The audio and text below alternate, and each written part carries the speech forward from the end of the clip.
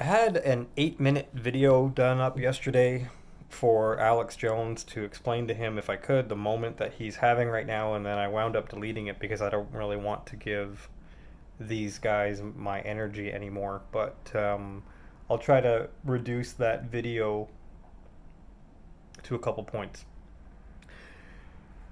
Alex Jones is having a moment in the Matrix right now, not just a moment for America, but a moment for Alex Jones personally. He's having a crisis with InfoWars right now and at risk of losing funding and decreased general money, liquidity to play around with.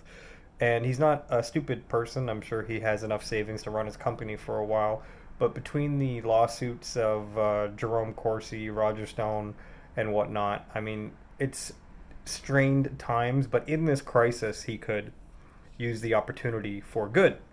And so, being a wise person, I'm sure he has looked back and seen that his podcast with Joe Rogan has got him about 10 million views and thinking that, well, this is the most popular thing I've done. Let's see what I can do. Not just to go after the low hanging fruit of Hollywood, but also to create some sort of, or generate some sort of clash of audience versus audience, and maybe in the end, in the aggregate, wind up with more donations and more streams of attention and income towards InfoWars. And none of this is wrong, by the way. I'm not criticizing him for doing this. Because in the end, if these two globalist clowns want to destroy each other, that's fine. But Alex Jones is the Han Solo of the Millennium Falcon. He's the Jean-Luc Picard of the Enterprise. And so at the end of the day, it's not just a reprieve or a moment in the Matrix for America, but for him personally. So I would suggest to him to go 100% after Joe Rogan politically and, like you said, destroy him, not in a totally homosexual way, but in a real way. And also, the second thing I would say, if you really want to earn back this audience that you've lost over the years, is to go flat Earth. Bring people like Matt Boyland or Matt Powerland on your show, and people like Eddie Bravo, and specifically talk about flat Earth. This is a hard pill for anybody in your crew or any globalist to swallow, but let's be real here. If you know the truth, you should side with it and expose the globalist lies.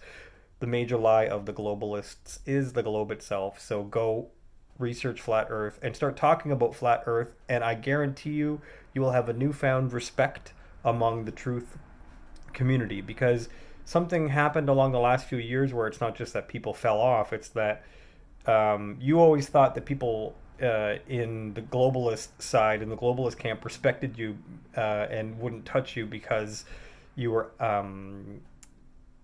like cutting edge, or you knew so much about them and they kind of left you alone. But the truth is, the moment that you stopped 100% being all in and not afraid of death and siding with the truth, that moment that you stopped and maybe focused on building the empire instead of going after the truth 100% full tilt, that was the moment years ago where you started losing the respect of the enemy and many of the truth community, like myself. So I know that you're distracted with family issues and lawsuits against Infowars, but this is your moment in the Matrix. So one, do what you say you're going to do with Joe Rogan. Number two, go 100% into flat Earth, and you will have the respect of not just anyone in the truth community, but you'll have my respect again.